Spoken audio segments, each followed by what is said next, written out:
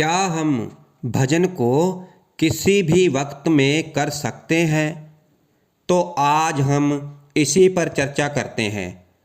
तो भाई सिमरन तो हम हर वक्त करते हैं, लेकिन हम भजन नहीं करते हैं। क्योंकि सिमरन तो हम चलते फिरते, उठते बैठते, खाते पीते, सुबह दोपहर शाम और रात में जब हमें थोड़ी सी याद आती है तो फिर हम सिमरन करने में लग जाते हैं, लेकिन भजन नहीं करते हैं। क्योंकि हमारा ये मानना है कि भजन करने का कोई एक ख़ास वक्त है। तो भाई सुबह सुबह कर सकते हो, या शाम को भी कर सकते हो, या फिर कोई एकांत सा स्थान पर बैठ जाओ और फिर चाहे समय कोई भी क्यों ना हो। अब हमारी मुश्किल ये है कि इस भागदौड़ वाली ज़िंदगी में बड़ा ही मुश्किल हो जाता है सुबह सुबह उठना। इसीलिए लोग क्या करते हैं, सुबह सुबह सिमरन तो कर लेते हैं और शाम को भी सिमरन तो कर लेते हैं, और फिर शाम तक वो इतने थक जाते हैं काम धंधे करते हुए कि फिर वो भजन में नहीं बैठ पाते हैं। लेकिन कुछ लोग ऐसे भी हैं जो बैठते भी हैं। इसलिए भाई हमारा जो कुछ भी बनना है वो केवल भजन से बनना है, और हम भजन में ही नहीं बैठ पा रहे हैं। इसलिए भजन करने के लिए सबसे पहले ये है कि भजन की ज़रूरत को समझना। क्योंकि जैसे ये बात तो समझ में आ गई है कि बिना भजन के कुछ बनने वाला नहीं है, तो फिर भजन करने की इच्छा अंदर पैदा हो सकती है। जैसे हम किसी डॉक्टर के पास गए और डॉक्टर से कहा कि भाई हमें ये बीमारी है और आप देख लो हमें क्या करना है, और फिर डॉक्टर सब कुछ देखने के बाद कहता है कि भाई आप इन चीज़ों को छोड़ दो। फिर चाहे आप कोई नशा करते हो और कोई चीज़ उसे खाना छोड़ दो, पीना छोड़ दो, अगर नहीं छोड़ोगे तो तुम फिर ज़्यादा समय तक जीवित नहीं रह पाओगे। तो फिर आदमी डर जाता है, और अगर छोड़ भी ना पाए तो थोड़ा कम कर देता है। और भाई लोग ऐसे भी हैं कि वो छोड़ भी देते हैं।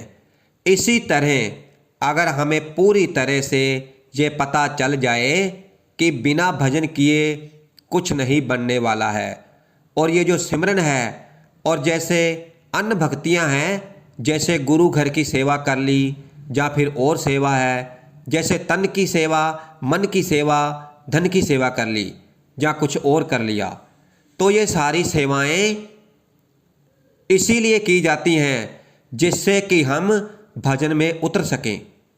और जो नए साधक हैं और जो नहीं जानते हैं कि भजन क्या है, तो भजन एक ऐसी अवस्था है जिसके अंदर हम अंतर के लोगों को देखते हैं, यानी जो हमारे अंदर हो रहा है वो हमें पता चल जाता है। इसलिए वो दुनिया है एक अंदर की और एक बाहर की, और कहते हैं कि एक दुनिया वो है उस परमात्मा की। तो उस दुनिया तक पहुंचने के लिए अंदर के रास्ते में पहुंचना बहुत ज़रूरी है, फिर ही उस दुनिया तक पहुंच पाएंगे। तो हमें उस दुनिया तक पहुंचने के लिए अंदर की दुनिया को समझना बहुत ज़रूरी है, और इस दुनिया को समझने का केवल एक ही रास्ता है, भजन करना।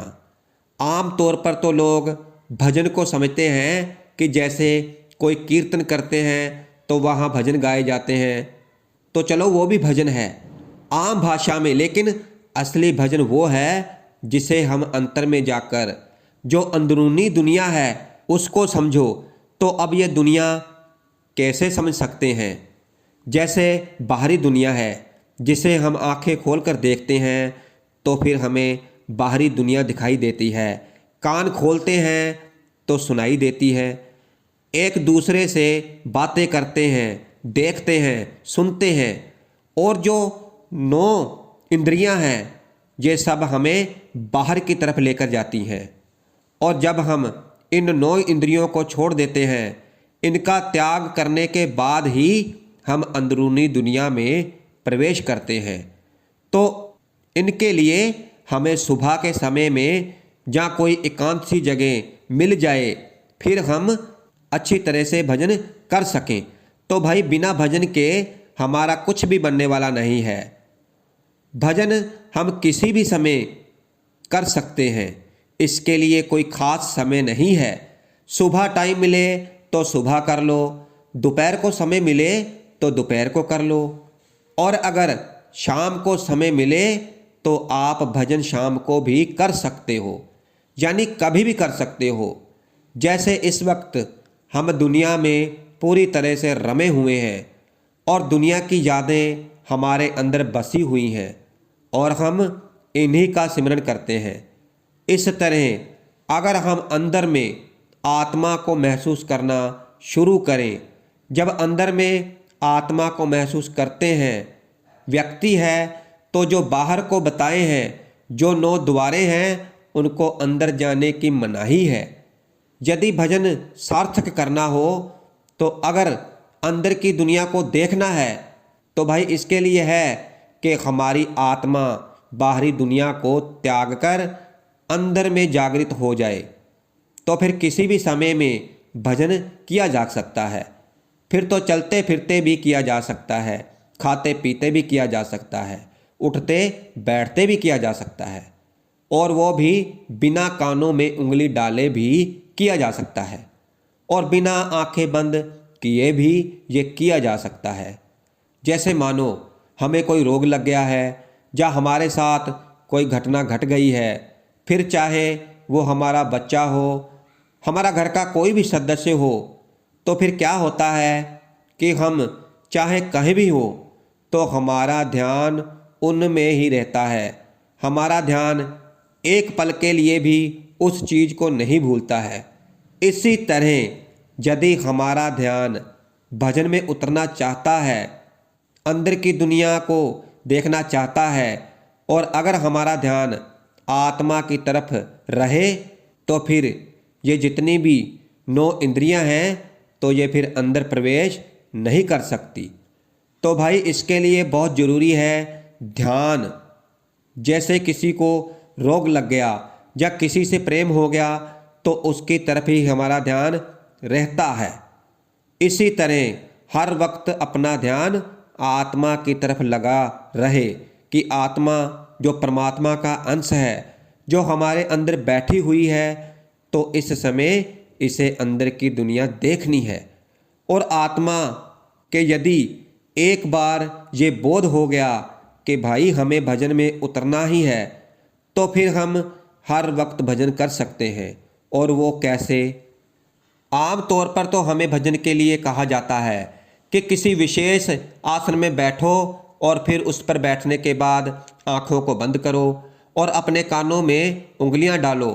अब शरीर की क्षमता किसी की कितनी है और किसी की कितनी है, और थोड़ी देर बैठ पाते हैं और फिर उठ जाते हैं, नहीं बैठ पाते।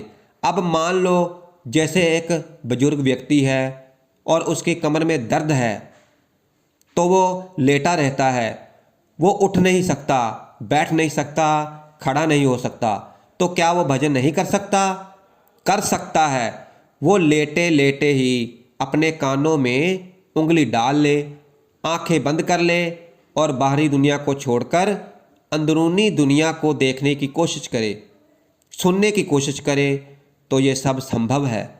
उस अवस्था में वो ज़्यादा देर तक भजन कर सकता है, क्योंकि वो उस अवस्था में लेटा हुआ है, उसमें उसे कोई दिक्कत नहीं आ रही है। अब इसी तरह जैसे हम कोई काम कर रहे हैं, दुनिया का काम कर रहे हैं, मानो दुकान पर ही बैठे हुए हैं और दुकान पर बैठे हुए हैं, अब ग्राहक आ रहे हैं या जा रहे हैं, किसी को सामान देना है, लेकिन हर वक्त ऐसा नहीं होता। कहते हैं कि जितना तुम सिमरन करते हो, जैसे सिमरन तुम 2.5 घंटे का करते हो या 2 घंटे का करते हो, तो उसका 1% भजन करो। तो कभी ऐसा भी समय आता है कि 15-15 मिनट कोई ग्राहक ही नहीं आता, आधा आधा घंटे तक कोई ग्राहक नहीं आता, तो केवल तुम्हारे अंदर जिज्ञासा होनी चाहिए, लालसा होनी चाहिए कि भजन में बैठेंगे। अब आप भजन में बैठते हो तो तुम्हें वही आसन चाहिए, वो ज़रूरी नहीं है। चाहे किसी भी अवस्था में बैठो, तो चाहे दुकान पर बैठे हो, अब हमें कानों में उंगली डालने की ज़रूरत है, आंख बंद करने की ज़रूरत है। इनकी बजाय अगर हमारा ध्यान रहे कि हमारे निज घर के अंदर आत्मा बैठी है और ये आत्मा उस परमात्मा का अंश है, और इसको परमात्मा की सोझी जब ही आ सकती है जब ये उस परमात्मा के साथ अपना मिलाप करे। फिर जितना ज़्यादा इसका उस परमात्मा से मिलाप होगा, जितनी इसकी उसके साथ पहचान होगी, उतना ही इसका संबंध उस परमात्मा के साथ जुड़ेगा। और वह संबंध जब ही जुड़ेगा जब ये अंदर में उस परमात्मा को पुकारेगी, जहाँ वो परमात्मा इसे पुकारेगा तो धुनी हो गई। जैसे परमात्मा ने उसे पुकारा तो धुनी प्रकट हुई, और हमने उसे पुकारा तो धुनी प्रकट हुई। आत्मा को प्रकाश का अनुभव हुआ, यानी परमात्मा ने प्रकाश रूप के अनुभव कराया। भजन में तभी इसे दिखाई दिया और तभी अंदर में प्रकाश हुआ। जहाँ अंधकार वहाँ प्रकाश हुआ। अब आपको ये लग रहा होगा कि संभव ही नहीं है, संभव है। इसलिए आप शुरुआत तो करो बिना आलस के, क्योंकि भजन में हमारे जो सबसे बड़ी परेशानी है वो है आलस्य। हम इस आलस्य को नहीं त्यागते, हम आलस्य बहुत करते हैं। सिमरन में जब सुबह बैठते हैं तो जब भजन की बारी आती है तो खड़े हो जाते हैं। आलस्य, कभी कमर में दर्द हो रहा है, अभी नहीं बैठेंगे, कल बैठेंगे, शाम को बैठेंगे, तो भाई हमें ये नहीं करना। सुबह वक्त मिल जाए तो फिर चाहे जिस भी अवस्था में बैठ सकते हो बैठ जाओ और भजन कर लो। दोपहर में जहाँ भी अगर एकांत मिलता है तो बहुत अच्छी बात है, और नहीं तो वैसे जितना ज़्यादा अभ्यास किया होगा तो फिर आपको उतना ही ज़्यादा लाभ मिलेगा। आपको सिर्फ ध्यान को अंदर में लगाना है, अपनी आत्मा के साथ जोड़ना है। आत्मा की उपस्थिति का एहसास होगा तो फिर ये भजन बहुत ही सरलता से हो जाएगा।